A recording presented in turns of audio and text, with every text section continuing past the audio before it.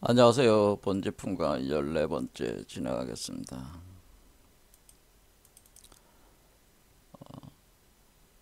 현대 그 과학 이론을 활용을 해서 불교의 사유 체계를 분석하고 재구성해서 이해해보는 그 영상 진행하고 있습니다. 현대 그 과학자들 중에서 20세기 이후에, 그러니까 1900년 이후에 출현했던 과학자들 중에서 가장 위대한 인물로 추앙받고 있는 분이 바로 아인슈타인이라고 하는 분인데요. 아인슈타인의 그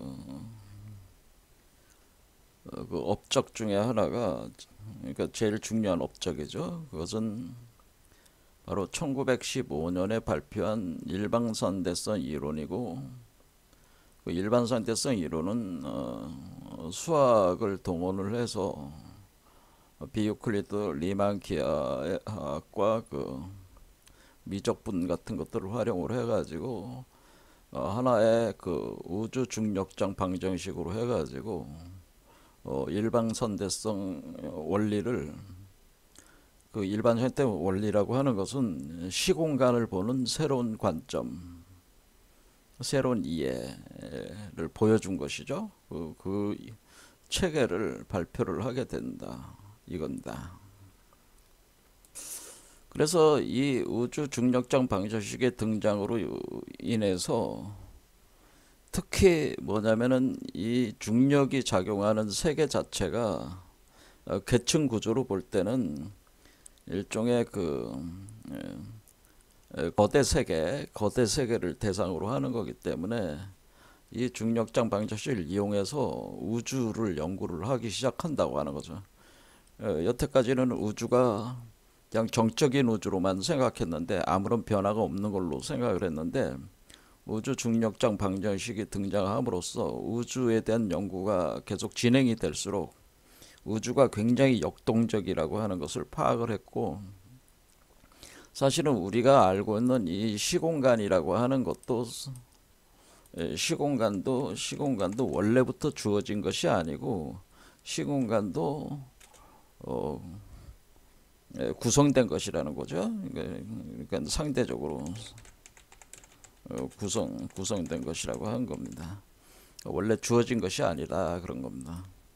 그러니까 연구를 하다 보니까 이 우주가 처음에 태어난 그 빅뱅, 개벽, 그러니까 우주 개벽, 그러니까 우주 창조 과정에 대해서 이제 파악을 하게 되면서 우주가 태어나면서 시공간이 만들어진 것이니까 시공간 자체도 우주 개벽이 일어나면서 그 우주를 표현하는 시공간이 상대적으로 구성이 된 것이다, 그런 얘기. 그럼 이 우주가 사라지면 시공간도 사라지는 거죠. 그리고 또 다른 형태의 우주가 생기면은 또 그 세계의 또 시공간이 또 다르단 말이에요. 그러니까 이 시공간이라고 하는 것이 어떤 고정된 어떤 절대 공간, 시간의 개념이 아니라 이렇게 상대적으로 구성이 된다. 중력장 방정식에 의해 가지고 이제 재구성이 된다라고 하는 거죠. 이런 것은 어떠한 그 인식을 우리한테 이제는 주는 거냐면은, 이제 불교적으로 이렇게 지금 불교 강의의 관점에서 이걸 하는 거니까, 우리가 그 보통 그 육바라밀 수행으로 우리가 중생이 부처가 되는 기 위해서는 육바라밀로 삼아승기 100겁을 수행을 해야지 부처가 된다, 이겁니다. 보통 이렇게 알고 있다라는. 근데 이 삼아승기 100겁이라고 하는 거는 인간의 상상을 초월하는 시간이란 말이에요. 그런데 어떤 사람들에게는 삼아승기 100겁이 걸릴 수 있지만은 어떤 사람들에게는 1초 만에 부처가 될 수가 있다. 그러니 시공간이 다르다는 거예요. 그러니까 우리가 그 각 중생들 자체를 소주체로 본다면은 저도 소주체고 여러분도 소주체인데 저라는 소주체와 여러분의 소주체 시공간이 달라, 사는 시공간이 다르다. 단지 오늘날 우리가 같이 공변하는 시공간 속에 있지만은 사실은 거기 논일 수 있는 시공간의 장 자체가 우리가 다르다면은 제가 사는 시간과 여러분이 사는 시간이 다를 수가 있지 않겠어요? 또 각자 사람마다 시공간의 개념이 달라진다 그러요. 그래서 어떤 사람들은 삼아승기 백겁을 해야지만이 중생에서 부처로 이렇게 되는 사람이 있지만은 또 어떤 사람은 어떤 게 한순간 중생에서 부처가 될 수 있다라는.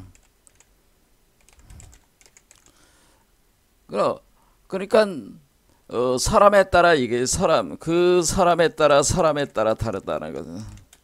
사람에 따라 시공간이 다르기 때문에 사람에 따라 중생에서 부처가 되는 시간 자체가, 걸리는 시간 자체가 다를 수밖에 없다라는 거죠.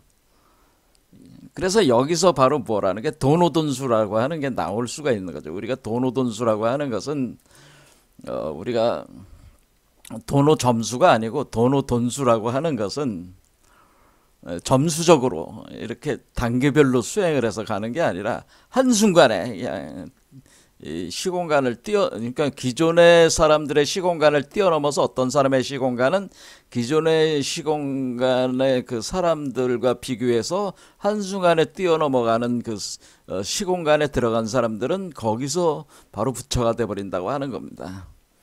이렇게 달라지는 거기 때문에, 이래서 우리가 그 불교적으로 삼아승기 백겁이라고 하는 것 자체가 어떤 고정된 시간이다 이렇게 그게 아니라는 거죠. 그러니까 우리가 중생이 부처가 되는 어떤 시간이라고 얘기할 때 그 시간은 절대적인 시간을 얘기하는 게 아니다.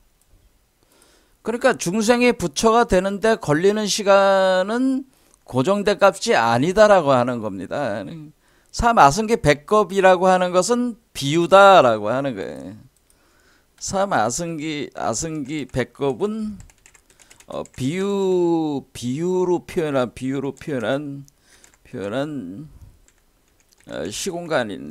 시간 개념이다라고 하는 거죠. 그러니까 애초에 석가모니가 삼아승기 백겁이 걸려야지 부처가 된다 이렇게 얘기했을 때 실제로 삼아승기 백겁이라는 고정된 값을 얘기한 게 아니고 삼아승기 백겁이라고 하는 그 숫자 자체에 내재되어 있는 상징적인 의미를 가지고 얘기를 한 것이다. 그래서 삼아승기 백겁이 한순간일 수 있다고 하는 거죠. 자, 그래서 우리는 석가모니 부처가 어떤 고정된 값으로 말씀을 하시는 것이 아니고 한순간에 그 중생이 부처가 될 수 있다고 이렇게 하는 것을 파악을 해서 이것을 가지고 전개를 한 것이 바로 선불교라고 하는 겁니다. 그러니까 이 선불교에서 뭐예요? 지금 얘기한 대로 시공간이 정해져 있다고 생각하지 않는 거죠. 한순간에 부처가 될 수 있다고 보는 게 바로 그것이 선불교가 그 내재적으로 가지고 있는 사유라고 하는 겁니다. 중요한 사유죠. 그러니까 바로 이 순간 부처가 될 수 있다라는, 바로 네가 품고 있는 이 한 생각에서 바로 이 순간 부처가 된다라고 하는 겁니다. 그런 점들을 이제는 얘기하는 건데, 그런 것을 그런 것을 이제는 과학적인 어떤 그런 접근으로 이해를 시켜야 되잖아요. 왜 그러한가를 이해를 시켜야 되잖아요. 근데 아무리 이렇게 얘기해도 사람들이 못 알아들으니까 제가 뭐예요? 상대성 원리라는 걸 가져다가 과학적으로 설명하면은 이렇구나 하고 이해를 할 수가 있으니까, 제가 아인슈타인의 상대성 원리, 왜 과학을 자꾸 제가 가져와서 얘기할 수밖에 없냐면 그나마 과학은 사람들이 신뢰를 한단 말이에요. 자, 여기 봐라. 한순간에 이렇게 부처가 된다는 체계, 이 사유 체계가 있다. 이것도 현대 과학자, 가장 위대한 과학자가 한 얘기다. 그 이론 체계에서 나온 거다. 추출된 거다. 하면은 사람들이 그러면 한순간에 부처가 될 수 있겠구나. 뭐 이런 생각을 품을 수가 있잖아요. 그래서 아인슈타인의 상대성 원리는 이제 공부를 하게 되는 거죠. 아, 우리가 시공간이라고 하는 것이 이렇게 고정된 것이 아니구나. 그러니까 우리가 맨날 뭐 아침에 일어나서 태양이 뜨고 뭐 지고 하는 거를 12시, 24시간으로 보고 이것이 뭐 24시간에 하루하루 모여서 30일이 한 달이 되고 한 달이 12달이 되고 이걸 1년으로 보는 거죠. 하지만 이런 거는 우리가 태양과 달의 운동에 따른 태음력적인 개념인 이 태양계 자체의 시간을 얘기하는 것이지, 우주적인 시간이라는 개념으로 들어가 보면은 시간 자체가 고정된 값이 아니다라고 하는 거죠. 네, 그런 거예요. 그러니까 우리가 이제는 그런 거, 우리의 사유가 어떻게 되느냐? 그러니까 우리가 사유가 태양계적인 어떤 그런 태양계 시간, 시공간, 태양과 달에 의한 지구적 시간, 지구 차원의 그 시공간 개념을 넘어서야 된다는, 넘어서라. 그러니까 태양력도 버리고 태음력도 버려라, 그런 얘기입니다. 그런 시간이라는 건 애초에 없다. 없는 거는 아니죠. 현상계를 표현하기 위해서 하는 것 뿐이죠. 하지만 그거 자체가 마야란 말이야, 마야.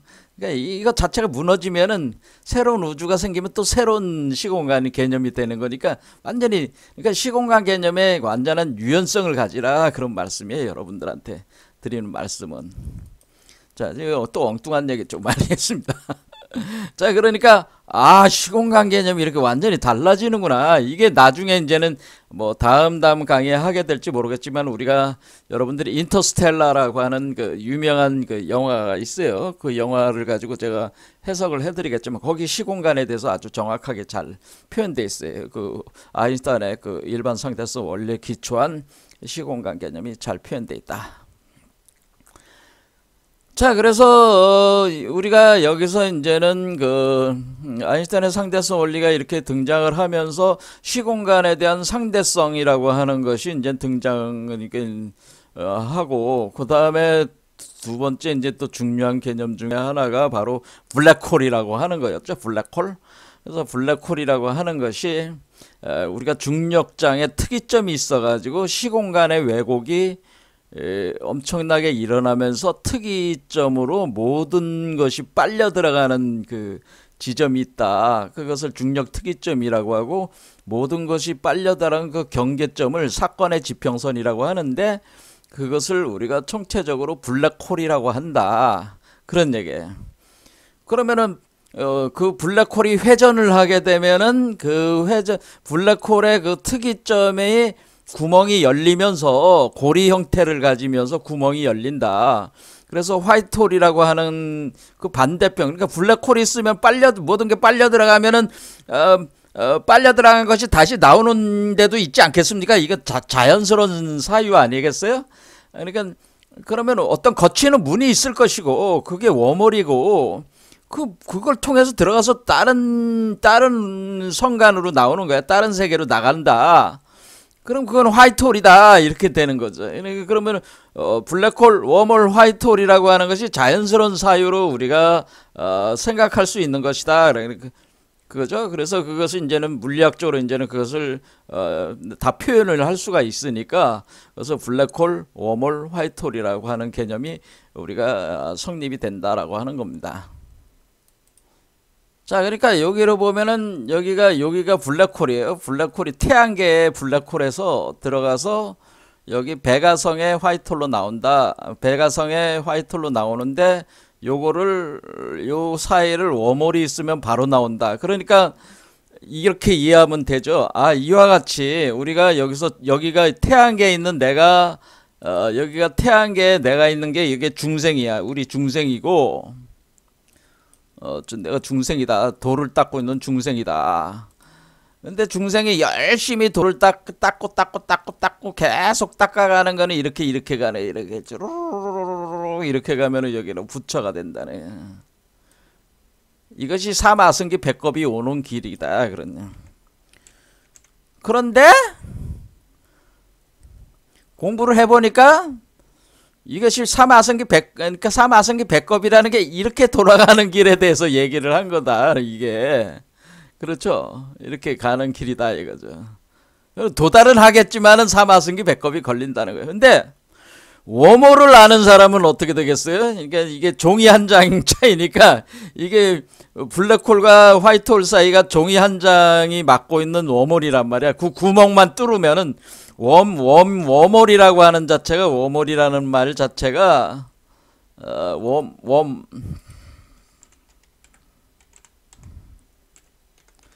웜홀이라는 말 자체가 어디서 나온 거예요? 웜홀이라는 말이 무슨 말이에요 이게?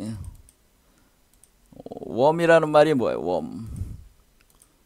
웜이라는 말이 벌레라는 뜻이잖아요. 벌레가 먹은 구멍이다 그런 뜻이에요. 그러니까 벌레가 먹은 나뭇잎, 가령 벌레가 나뭇잎을 갉아 먹었어요. 그럼 거기에 구멍이 뚫리잖아요. 그런 걸 웜홀이다. 그걸 웜홀이라고 하는 것이다.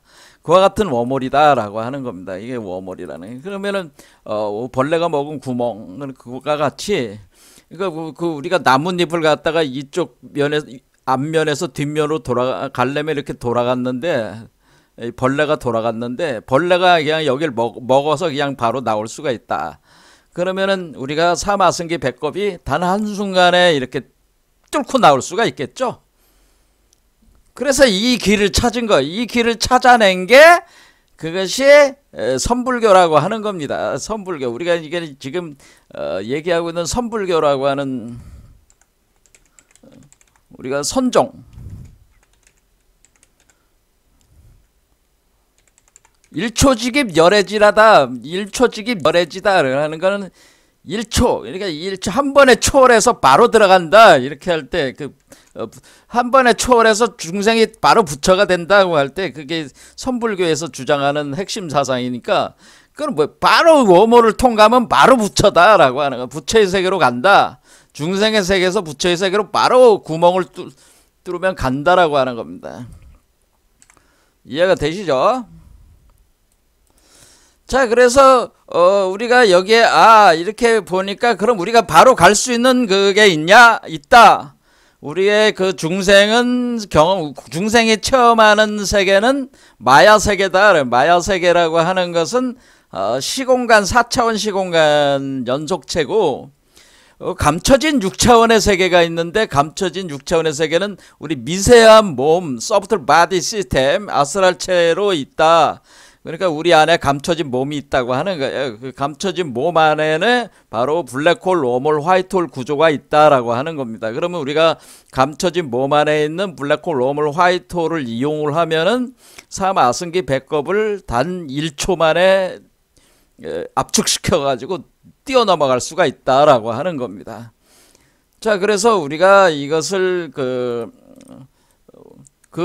소프트 바디 시스템이라고 하는 인체 정묘 시스템이 7개 차크라로 돼 있고 6개의 매듭으로 돼 있다. 이렇게 돼 있다고 그랬죠. 7개 차크라가 돼 있고 6개 매듭으로 돼 있어 가지고 지금 이렇게 해 놓은 거죠. 자, 요거죠. 그래서 이렇게 돼 있으니까, 자, 그러면은 우리가 이렇게 6개의 매듭을 이렇게 돼 있는 것을 육바라밀, 그래서 육바라밀이라고 하는 거예요. 이게 6개의 매듭을 건너가는데 육바라밀, 6개의 매듭을 건너야 된다는 의미에서 육바라밀입니다. 그게 그냥 육바라밀이 그냥 왜 육수를, 왜 우리가 이제는 왜 육수를 쓰느냐, 숫자에 다 비밀이 있습니다. 그러니까 6을 쓰는 게는 6개 매듭이라는 의미가 있는 거예요. 근데 그러면은 우리가 위에 3개 매듭, 아래 3개 매듭이 있단 말이에요. 그러면은 우리가 육도 윤회로 할 때 3악취와 3선취라고 하는 게 있어요. 그는 뭐냐면은 우리가 이 아래쪽, 그러니까 이 지평선, 우리 심장 차크라가 바로 우리가 이거의 중심 웜홀 지점인데, 3악취라고 하는 것은 우리가 요 아래쪽에 3개 차크라 부분에서 태어나는 사람들을, 태어나는 생명체들을 뭐라고 얘기하는 거냐면, 그거를 우리가 지옥, 악귀, 축생, 지옥, 그러니까 지옥계라든가 또는 악귀라든가 축생으로 태어나는 사람들은 사막치 밑에 3개 차크라 범주에서 태어나는, 그러니까 그러니까 의식 자체가 수준이 낮은 사람들이죠, 이 사람들이. 그러니까 사람은 아니죠, 더 이상이. 왜냐면 축생이 됐으니까 뭐 소나 개나 돼지나 뭐 이런 것들이 태어나는 거니까 아기로 태어나거든요.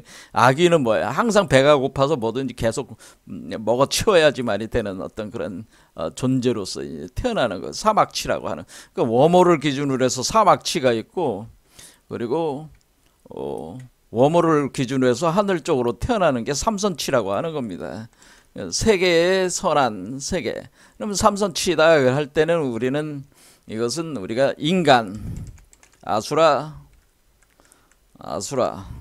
축생, 아수라, 그 다음에 천인. 그러니까 우리가 그러면 인간이라고 하는 것은 뭐예요?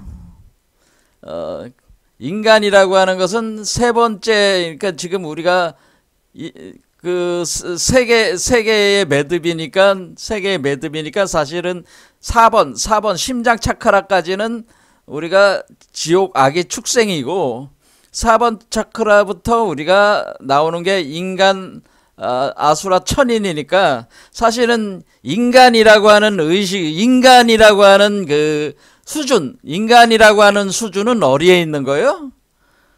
인간이라고 하는 그 수준은 사실은 워몰 근처에 있는 거예요. 워몰을 넘어설까 말까 하는 그 지점에 우리가 와 있는 거예요. 그러니까 여러분들이 인간으로 태어났다고 하는 사실 자체는 여러분들이 지금 인간으로 태어났잖아요. 근데 여러분들 중에 뭐 개나 돼지나 이렇게 태어난 사람은 뭐 뱀이라든가 개구리라든가 이런 걸 태어나는 축생이나 뭐 여러 가지 생명체로 태어나는 존재들은 아래쪽 사람들이고 의식 수준으로 볼 때 땅에서 하늘 보면은 땅의 의식을 가진 사람들이 땅의 의식을 가진 생명체들은 아래쪽 존재들이고 하늘의 의식을 가진 생명체들은 위쪽 존재들이니까 인간이라고 태어날 때는 요 그러니까 우리가 심장 차크라를 열 수 있는 그런 기준점에 와 있는 사람들이 사실 인간인 거예요. 이해가 되시죠? 그래서 인간으로 태어나는 게 왜 중요한 거냐? 인간으로 태어나야지 바로 인간으로 태어난 요거를 통해서 아수라 천인을 거치지 않고 바로 여기 부처로 들어갈 수가 있습니다. 그래서 이게 인간으로 태어난 게 굉장히 중요한 거예요.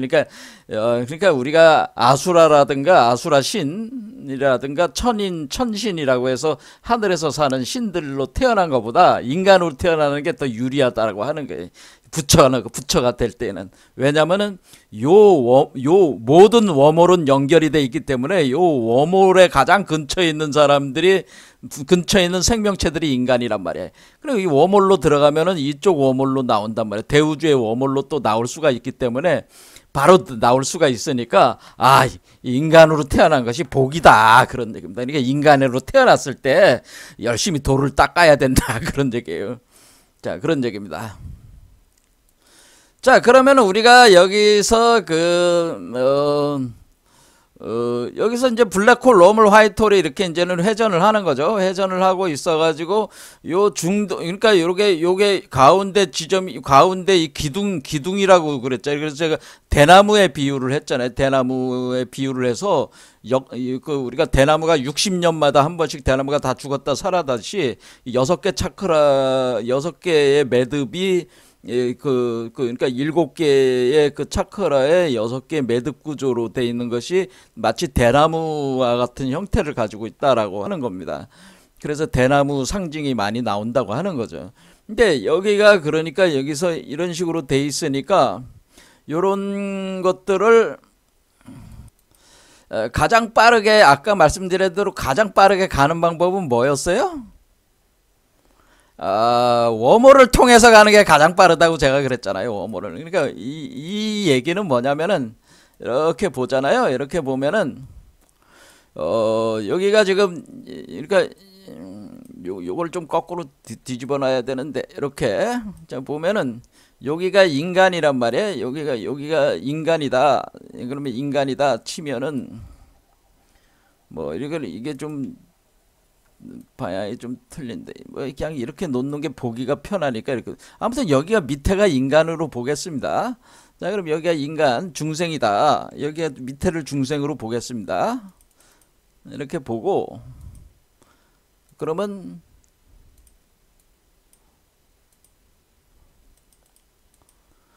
여기는 이제 부처가 되겠습니다. 부처의 세계가 되겠습니다. 그러면은 요 중생은 요 사람을 얘기하는 거고요. 요 부처는 요거를 얘기하는 거예요. 그러니까 요 워몰을 통해서, 여러분의 심장 워몰을 통해서 요 부처의 워몰로 나올 수가 있는 거예요. 또 요 부처의 워몰을 통해서 요 중생의 워몰로 들어올 수가 있는 거예요. 서로가 들락날락 할 수가 있는 거란 말이에요. 그러니까 중생이 되기도 하고 부처가 되기도 하고, 중생이면서 곧 부처인 길이란 말이에요. 이게 이 워몰이라는 길이. 그러니까 여기서 워몰이라고 할 때 요 워몰은 여기 심장 차크라에 왔을 때 여기까지 뚫려 있는 워몰을 얘기하는 거다. 그러니까 말 그대로 인터스텔라다. 그러니까 인간이 속해 있는 그 우주와 소우주와 대우주에 속해 있는 부처, 이 부처의 그 이 대우주의 부처가 되기 위해선 대우주 부처의 그 워멀 구멍으로 들어가야 되니까 여기서 여기까지 연결돼 있다고 하는 거죠. 그러니까 이것이 바로 이렇게 통과해서 갈 수가 있다고 하는 겁니다. 그러니까 이렇게 하는 것이 가장 빠르다. 이것이 바로 일초직입 열애지다라고 하는 겁니다. 그럼 여기서 핵심은 뭐겠어요? 심장 차크라를 여는 게, 심장 차크라를 활성화시키는 것이 가장 중요한 그 포인트가 되는 거겠죠. 심장 차크라를 봉인해줘야 된다. 이게 지금 이 심장 차크라가 지금 막혀 있단 말이야. 그러니까 회전력을 높여가지고 봉인을 해제한다. 봉인을 해제해가지고 문을 열어야 돼. 문을 연 뒤에 어디로 가야 되냐? 어디로 가야 되냐면은 여기로 가야 된단 말이에요. 이렇게 된다는 거죠. 봉인 해제를 한 뒤에 요거를 여기 안에다가 또 중생이 부처 안에다가 서로 통하는 문을 열어야 되는 거죠. 이게 심장 차크라가 봉인 해제가 되면 당연히 열려요. 여기도. 자, 그래서 우리가 이게 가장 빠른 길이라고 하는 것은 이제는 개념을 이제 잡으셨죠. 자, 이제 우리 불교적으로는 개념을 이렇게 잡을 수가 있다라고 하는 겁니다. 자, 그래서 이제는 요거를 가지고, 그러니까 중맥, 그래서 이 중맥을 통해서 이렇게 가는 건데, 결국에는 이 중맥을 중심으로 해서 운영되는 그 미세한 몸의 시스템을 우리가 이해를 해야지 이거를 활용할 수가 있으니까, 이 부분에 대해서 오늘 우주목이라고 하는 거를 같이 더 깊이 좀 공부를 해보자, 그런 얘기입니다. 우주목. 그래서 우주목. 그러니까 이거를 이렇게 뭐 도형적으로는 이렇게 그릴 수가 있겠지만은, 모든 사람의 몸에는 모든 우주에는 각자의 우주목이 있다고 얘기를 했습니다. 이게 우주목이다라는, 우주목. 이게 우주목이 있는데,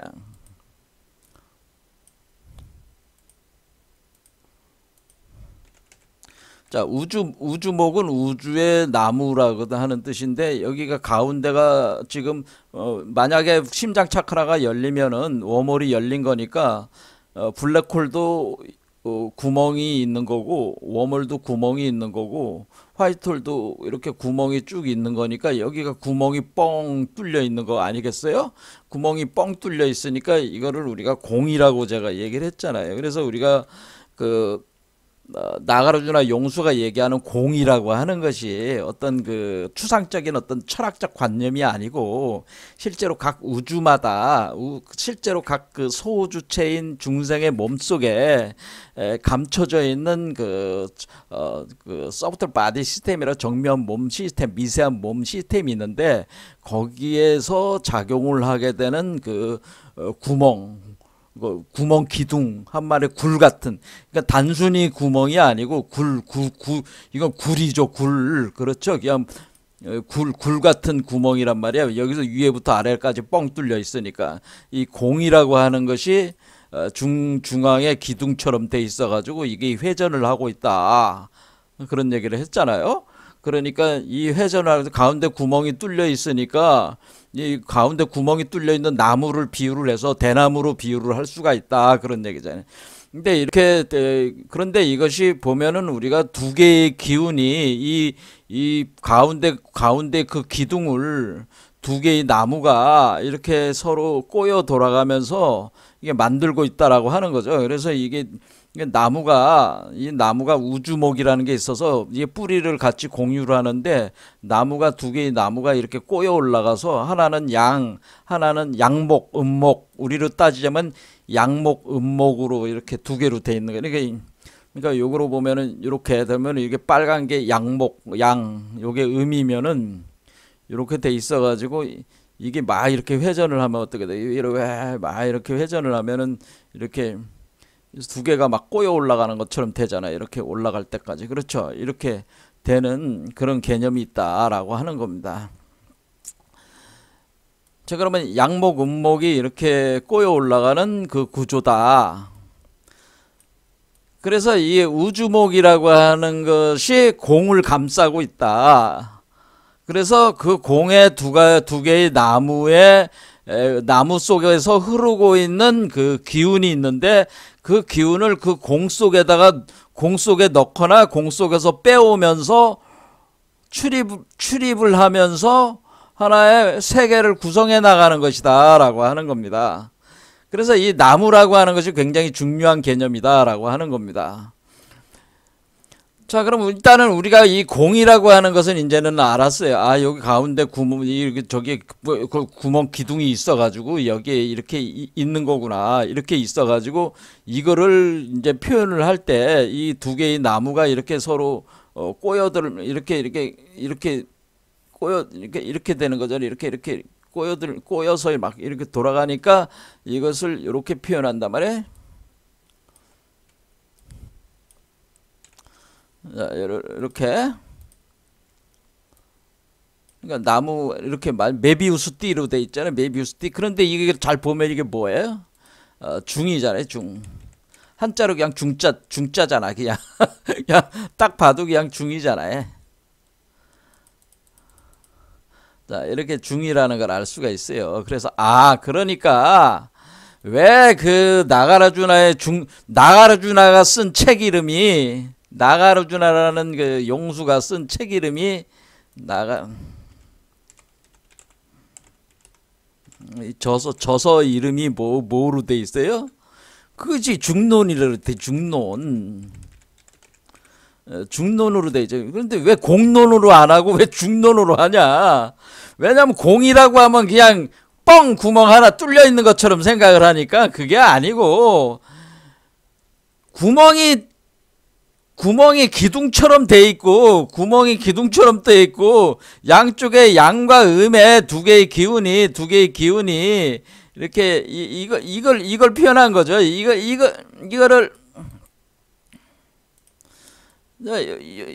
이렇게 요게 양음을 표현한 거죠. 이게 양음. 근데 양과 음이 서로가 서로 물리면서 이렇게 돌아가고 있잖아. 그러니까 이게 중이라고 하는 것은 사실은 이 중이라는 글자 자체 안에 요 형상을 표현한 건데 중 자체가 공성연기를 표현하는 공성연기를 표현하는 말 자체가 중이구나 하는 걸 알 수가 있어요. 공성연기가 중이구나.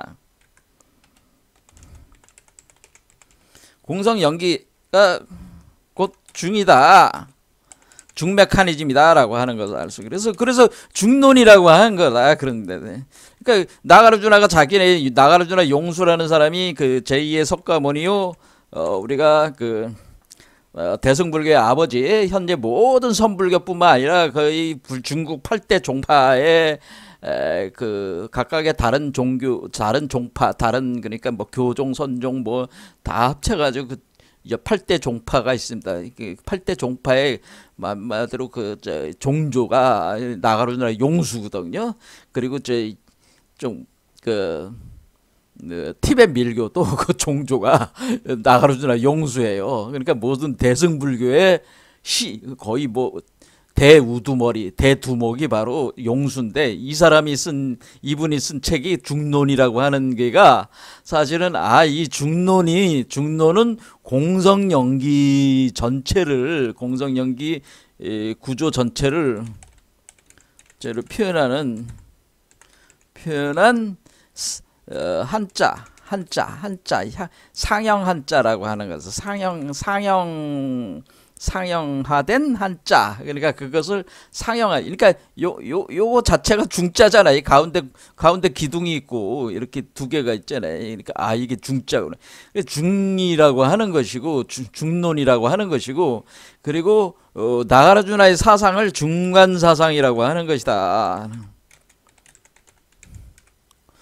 그러면 왜 그러면은 왜 중론이라고 안 하고 왜 중간론이라고 왜 관자를 하나 더 붙였다 그런 얘기입니다. 왜 관자를 왜 붙였냐? 이거를 이제는 이런 거를 알아야 되는 거야. 저희 불교를 하려면. 그런데 이게 저기 소위 말해서 불교를 공부하시는 분들이 그 학자들이나 이 스님들 중에 공부 좀 했다고 하는 분들도 이런 거를 뭐 별로 고민들을 안 해. 왜 왜 중자라는 한자를 이렇게 중이 왜 공을 왜 중이라고 하고 그리고 그것이 곧 연기라고 하고 왜 그렇게 하는지 그러니까 우리가 나가라주나의 사상을 공이 곧 중이요 중이 곧 연기다 이렇게 얘기할 때 그걸 정확하게 이해하는 그러니까 중간론을 정확하게 이해를 해야 하는 사람들이 사실은 불교의 철학가라든가 사유 철학가 스님들 고도의 공부를 하신 스님들도 제대로 하시는 분이 거의 없다. 오늘날에 있어서 제가 볼 때 그래 답답한 얘기다. 제가 얘기하면 나가라주나 용수 사상 하나만 제대로 이해해도 불교는 다 뻥 뚫는 거야. 근데 나가라주나를 이해하는 사람이 진짜 없어요. 중론을. 그 다음에 알아야 되는 게 뭐냐면 중간론과 함께 유식론을 알아야 돼. 유식론. 그럼 도대체 이 공중론에서의 그 마음이라고 하는 것은 도대체 어떻게 만들어지고 어떻게 그 마음에 의해서 이 세계가 창조가 되는 것이냐? 그런 것들을 이제 연구를 해가지고 그거를 풀어내야 되는데 그런 거를 하시는 그 불교학자나 그 스님들이 안 계시단 말이야. 그러니까 그런 거는 이제 오늘날 과학에 의해가지고 과학 이론을 가지고 제가 시도를 하는 겁니다. 그럼 우리가 그 마음이라고 하는 걸 그럼 어떻게 이해할 수가 있느냐? 마음, 뭐 유식론이니까 일체 유심조 모든 게 마음으로 된다. 그런데 물론 심장 차크라니까 심장 차크라가 모든 것의 중심이잖아요. 그러니까 마음이니까 그래서 마음으로 모든 게 창조된다는 건 맞아. 심장 차크라니까. 근데 왜 마음이라고 하는 것이 창조를 하는 것이냐라는 거죠. 일체 유심조가 되는 것이냐. 요 개념은 알겠는데 왜 마음이라는 게 본질적으로 뭐냐라고 하는 거에 대해서 고민들을 그러니까 그런 거에 대해서 뭐 과거 분들이 해놓은 거에 대해서 횡설수설 알지도 못하는 거 가져다가 떠드는 거야. 뭐 다들 할 수가 있지만은 스스로 연구를 해서 어떤 그런 체계를 잡아서 설명하는 사람을 제가 본 적이 없다. 불교 사상가들 중에 그 스님들 중에. 그래서 제가 잘 인정을 안 합니다. 공부하신 분들은. 불교 지금 뭐 스님들 산속에 들어서 돛 닦고 뭐 그런 분들은 제가 볼 땐 다 뜬구름 잡는 자기 환상 속에 망상 속에 빠진 사람들이 대부분이에요. 자, 어쨌든 그 문제에서는 나중에 설명하기로 하고 왜 중이라고 했느냐 그냥 개념을 좀 잡았죠. 이게 중이구나. 그러니까 우리 하나의 우주 구조에서 나온 글자예요. 이 글자 중이라는 글자가 우주 구조에서 내부의 그 서브털 그 정묘한 바디 시스템에 있어서 공으로 되어 있는 이 기둥을 표현하는 게 공성을 표현한 공성 연기를 표현한 그 글자가 바로 중이란 말이야. 근데 거기에 왜 관자가 붙으냐? 이거는 나중에 설명하기로 하고 일단 우리는 이것을 두 개 우주목이라고 하는 것이 있어가지고 이 우주목을 우리가 이해를 해야 되는 건 공성 연기의 연기론을 우리가 이해를 좀 하려면은 우주목을 통해서 이해하면 좋다라고 하는 겁니다. 자, 우주목. 그래서 우주목이라는 게 있다 그입니다. 모든 그러니까 이 공을 감싸고 있는 그러니까 중이죠. 이 공으로 되어 있는 기둥, 블랙홀, 웜홀, 화이트홀 되어 있는 이 기둥을 감싸고 있는 두 개의 그 덩쿨나무, 덩쿨처럼 이렇게 감싸진 나무가 있는데 이 나무가 우주목이라고 하는 게 있다. 이걸 우리가 얘기해서 모든 사람이 다 그 소우주체니까 이걸 다른 말로 이것을 세계수라고 한다. 제가 얘기를 했죠. 세계수라고 한다. 그래서 이 우주목과 세계수를 가장 잘 정밀하게 그 연구를 하고 탐구를 한 그 영성과학이 뭐냐면은 영성철학이 뭐냐면은 여러분들도 뭐 다 뭐 아시는 분은 좀 아시겠지만은 이거는 뭐 우리가 그 카발라 아시죠? 카발라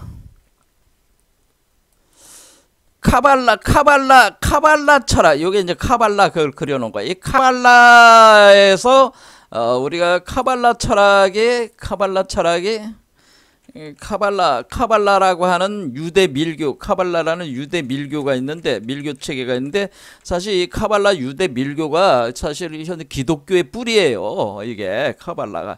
이게 모세 사상이란 뭐 모세의 그 모세 오경에 담겨져 있는 사유가 카발라란 말이에요.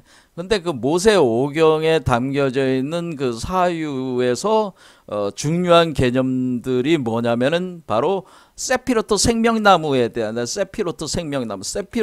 세피로트에 대한 건데 이 세피로트를 번역을 하면은 생명나무가 되는 거예요. 생명나무. 이 생명나무 이론 체계지. 그래서 이 이걸 세피로트를 이렇게 구성을 한 거란 말이에요. 근데 이걸 그러니까 이게 나무인데 이게 나무인데요. 이 나무를 상징적으로 이렇게 다이어그램화 해가지고 만들어 놓은 게 요 그림이다. 그렇게 생각하시면 돼요. 다이어그램으로 만든 거. 이게 나무같이 생기진 않았지만은 요게 나무구나. 나무를 다이어그램화 시킨 거구나. 그래서 여기 있는 두 개의 기운을 요게 두 개의 요게 두 개의 기둥이 여기 되고 요 가운데 있는 게 중맥이다. 그런 얘기예요. 자. 그래서 세피로트 생명나무 이론 체계가 있어가지고 이 체계에 의해가지고 카발라 철학은 이거를 토대로 모든 걸 다 이제 설명해 나가는 거야. 이게 키워드야, 키워드. 자, 그런데 우리는 지금 불교를 하고 있는 입장이니까 우리가 지금 카발라 철학을 할 거는 아니란 말이야. 자, 그러면 계속 하지만은 사유 체계가 동일하기 때문에 계속 참조를 하면서 얘기를 할 겁니다. 그러면 우리가 카발라가 이제는 세피로트 생명나무에 대한 이론, 한마디로 이 우주목 세계수에 대한 이 생명나무가 우주목이고 세계수요. 우주목 세계수에 대한 철학인데 이거에 대해서 정밀하게 전개한 게 바로 카발라 철학이었구나라고 하는 걸 알 수가 있어요. 자, 그러면 그럼 불교에서는 그럼 이걸 어떻게 하는 거냐? 자, 어쨌든 간에 카발라 철학에서 우리가 가져와야 될 건 뭐가 있냐면은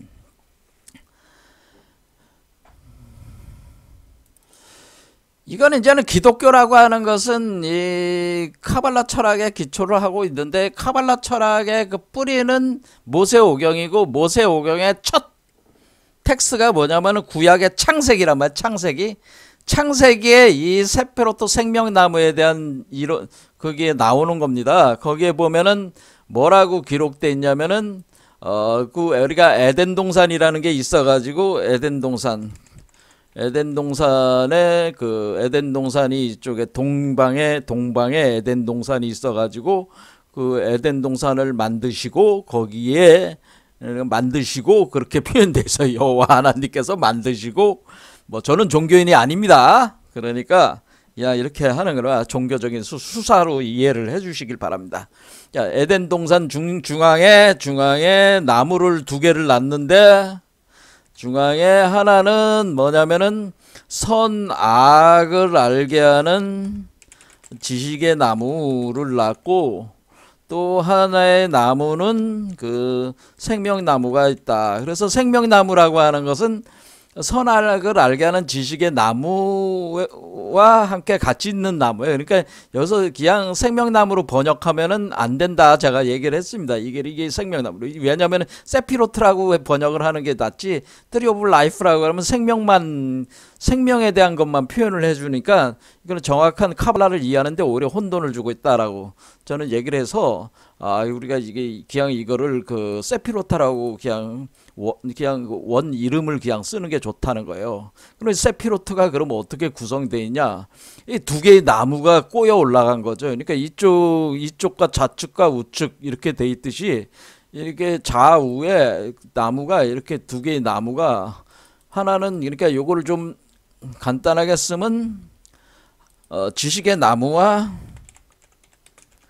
생명나무라고 하겠습니다. 그러니까 하나는 그 지식의 나무고 하나는 생명의 나무예요. 그래서 이 나무가 사실 두 개의 나무라고 하는 거예요. 두 개의 나무.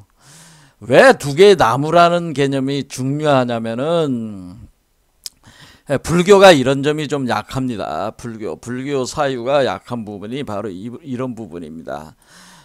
이게 왜 그러냐면은, 그러면은 우리가 불교에서 그 얘기하는 그 우주목은 뭡니까? 하면은, 그 불교에서 얘기하는 우주목은 그것은 보리수라는 거다. 석가모니가 보리수에서 득도했다.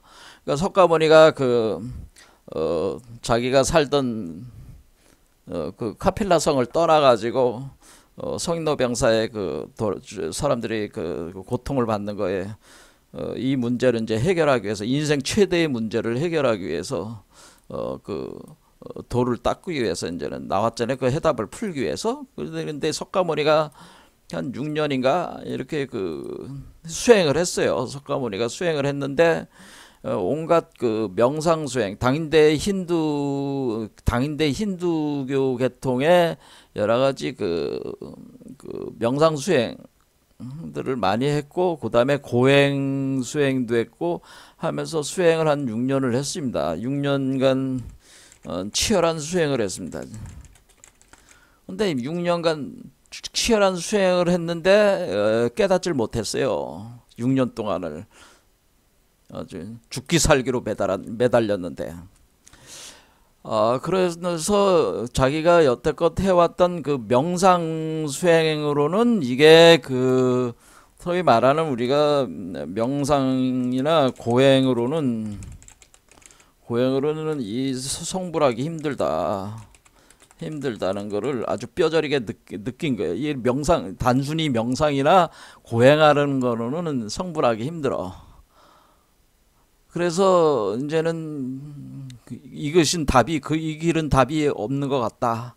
그래서 자신이 이제는 자기 스스로, 이제는 여태까지 명상이나 고행이라고 하는 것은 당대의 뛰어난 명상 체계와 고행에 관련된 수행 체계를 배워가지고 자기가 한 건다란 말이에요. 그게 아니라 자기 스스로 내재적인 수행을, 이제 수행법을 찾는 거예요. 그거는 누구도 이제 찾아보지 않은 거지. 그래서 자기 스스로 이제는 길을 찾아갔는데, 그 길을 찾을 때 어떻게 하냐면은, 명상이나 이제 고행으로는 성불하기 힘들다는 걸 깨닫고, 이제는 이걸 다 때려치는 거죠.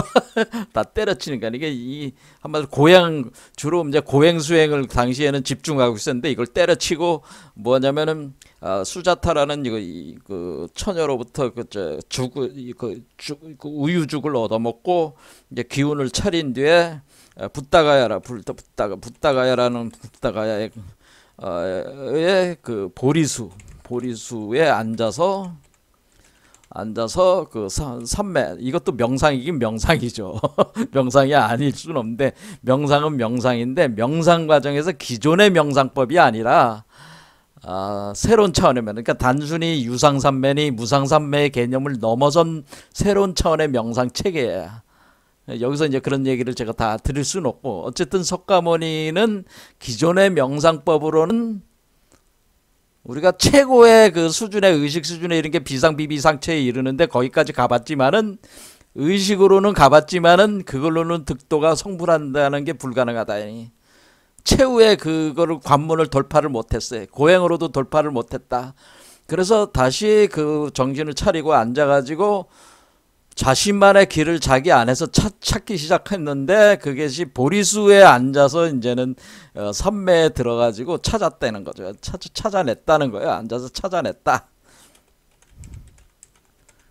그 길을 찾아낸 거야. 예? 답을 찾아냈다. 앉아서 답을 찾았다. 그러니까 성불했다. 그래서 성불을 보리수에 앉아서 붓다가야라는 곳이 있습니다. 그래서 지금도 보면 불타가야, 보디가야, 가야라,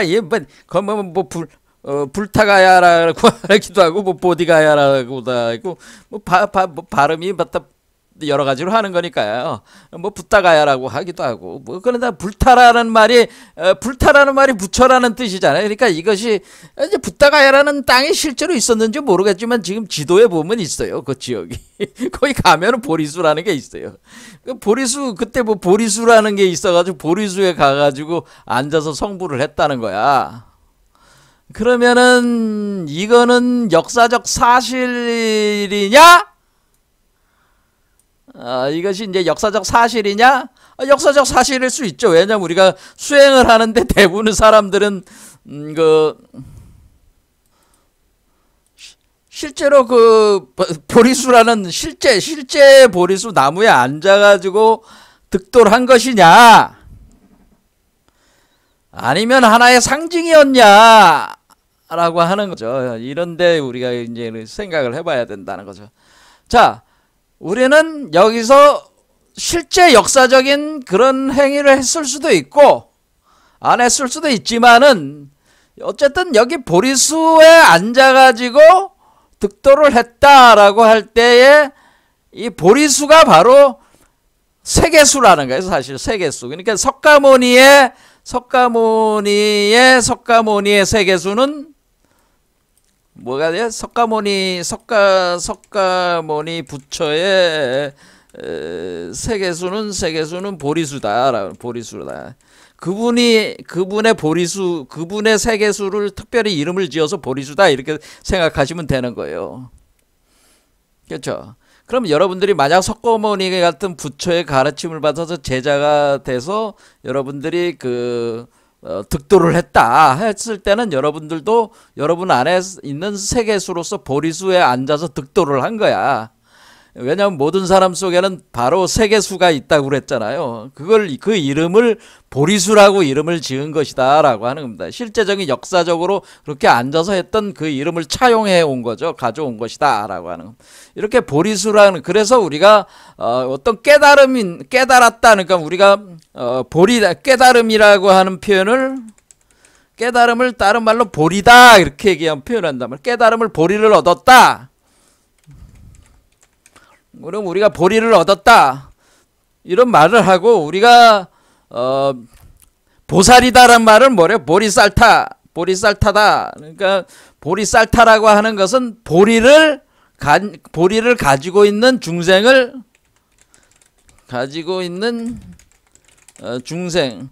중생을 보리쌀타, 보살이라고 한다. 중생을 보살이라 한다 할 때 이 보살은 보리쌀타의 준말인데, 보리쌀타, 그러니까 보리라고 하는 깨달음의 그러면 이 보리가 뭐냐?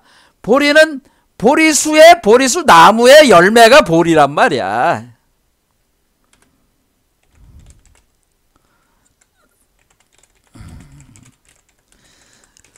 그럼 보리수 나무의 열매가 보리다. 그래서 검색을 해보니까 이게 보리수 열매죠. 이게 보리수의 열매, 이 보리수 열매가 깨달음의 열매야. 그러니까 보리수의 열매가 보리인데 이걸 보리라고 하겠죠. 자, 그럼 보리인데 그 보리를 가진 사람, 보리가 바로 깨달음을 상징하는 거니까 보리수 나무의 열매가 바로 보리고, 열매가 보리고, 보리는 깨달음이다. 보리는 깨달음을 상징하는 것이다라고, 그 나무에서의 그 열매로 상징하는 것이다라고. 자, 그러니까 우리가 이제는 보통 불교에서는 연꽃으로 표현을 하는데 왜 연꽃을 쓰느냐, 그런 게 이유가 있고, 또 왜 보리라고 하는 거냐 뭐 그런 것도 있고 그런 겁니다. 그거는 이제 나중에 얘기하겠지만은 어쩌나 지금은 석가모니와 관련돼서 얘기를 하자면 석가모니는 보리수 나무 아래서 앉아가지고 득도를 한 사람이 석가모니고, 그러니까 이렇게 앉아가지고 석가모니가 보리수 나무에 앉아가지고 보리를 득도했다는 거, 뭐 보리를 얻었다라고 하는데, 보리를 얻었다는 게 뭐 열매를, 그러니까 석가모니가 보리수 나무 아래서 수행을 해가지고 보리를 얻었다 하면 뭐 이 열매를 따먹었다는 뜻입니까? 그러니까 말 그대로 이분이 이분이 지금 이게 지금 보리 열매잖아요. 우리가 보리를 얻었다고 하면은, 그러면 우리가 석가모니께서 이게 보리수 나무 아래서 이렇게 수행하는 그림들 있잖아요. 붓다가 여기 앉아가지고, 그럼 이게 보리수의 나무의 열매를 뭐 심심하니까 따먹으니까 뭐 득도했다 뭐 그런 뜻입니까? 그건 아니잖아요. 보리수. 그렇죠. 그러니까 이 보리수라고 하는 거는 석가모니의 그 정묘한 몸에 내재되어 있는 우주 세계수를 의미하는 것이다라고 하는 겁니다. 그런데 여기서 여기서 뭐가 문제냐면은, 우리는 여기서 그 석가모니의 보리수라고 하는 것이 우리가 두 개의 나무가 꼬여 올라간 구조를 설명해 주는 건 아니란 말이에요. 그렇죠. 그냥 하나의 나무잖아요. 지금 두 개의 나무가 꼬여 올라간 건 아니잖아요. 그러니까 지식의 나무와 생명나무처럼 이렇게 그 상징화 시켜가지고 이렇게 만든 게 아니라 역사적인 나무를 가지고 지금 한 것이잖아요. 자, 그러니까 우리는 어쨌든 간에 이렇게 세계수라는 걸 이렇게 표현을 했기 때문에 우리는 보리수라고 하는 것을 본래적으로는 그거를 우리는 보리수는 이 두 개의 나무가 꼬여져 올라가 있는 구조다라고 우리가 이해를 해야지 이걸 이해할 수가 있는 것이지, 이 체계를. 그냥 보리수 나무 뭐 그냥 그렇게 해가지고는 이해가 안 되는 거예요. 이해가 되셨죠? 그러니까 왜 불교에서 이런 부분에서 좀 제가 아쉬움이 있는 거예요. 그래서 등장하는 게 이제는 용화수라고 하는 거예요. 그럼 앞으로 그럼 석가모니가 깨닫지, 석가모니는 나무는 보리수고, 그럼 앞으로 오는 앞으로 미래부처가 오는 게 바로 미륵불인데, 미륵불이 깨닫는 나무, 미륵불이 어디서 어떻게 깨닫는데, 용화수 아래에서 득도한다 할 때 이것이 우리가 용화수라고 한 겁니다. 그러니까 미륵불은 용화수 아래. 그럼 용화수라고 하는 용화수가 사실은 용화수가 어떻게 생겼어요? 용화수가 있을 수도 있지만 억지로 만든 것일 수 있고, 용화수라는 말 자체 내에 이 구조가 사실 표현되어 있어요. 이 구조가. 그러니까 이 부분에 대해서 뭐 시간이 많이 흘렀습니다. 자, 그러면은 우리가 석가모니의 보리수에는 두 개의 나무가 꼬여져 올라가는 구조가 표현이 안 돼 있고, 용화수에는 오히려 이것이 잘 표현이 돼 있어요. 내재적으로 표현돼 있으니까 이거는 이제 다음 시간에 보기로 하고, 어쨌든 이 구조 자체가 이렇게 세계수가 자라는 이걸 토대로 해가지고 이제는 설명을 하기 시작한다. 이걸 가지고 설명을 해야지 좀 더 다양하고 체계적인 설명이 가능하다고 하는 겁니다. 자, 그러면 우리 한국에서는 뭐냐? 한국에서는 끝마치기 전에 얘기를, 우리 한국에서는 박달나무, 단군이 환인이 환웅을 보내서 웅류하고 이렇게 결합을 할 때 배달신시에 있었던 나무가 뭐예요? 신단수라고 그래서 신단수가 바로 박달나무라고 그래. 신단수의 단이, 그러니까 우리 그 단군 신화에서는 신단수라고 표현돼 있죠? 신단수? 이 신단수의 단자가 바로 박달나무란 말이에요. 그렇게 돼 있고, 또 우리가 이제는 격암유록이나 이런데 우리가 그 도참비결사상에는 손진 계룡목이다 이렇게 표현돼 있어. 계룡목, 손진 계룡목이다 이렇게 표현돼 있다 이겁니다. 이런 식으로 표현이 돼 있고요. 그 다음에 북유럽 신화에서는 이그드라실이라고 표현되어 있다고 하는 것은 설명을 했습니다. 그래서 수많은 문화권에서 거의 모든 그 주요 문화권에서는 다 이 세피로트 생명나무와 같은 세계수 우주목에 대한 이론 사유 체계가 다 가지고 있다고 하는 겁니다. 그래서 이 생명나무, 이 우주목에 대한 체계를 이 공사상과 같이 결합을 해서 이해를 해야지 우리가 선불교를 이해하는데도 굉장히 중요한 어떤 그 요소가 되기 때문에 이걸 다음 시간에 또 계속 진행하도록 하겠습니다. 오늘 여기까지 하겠습니다. 감사합니다.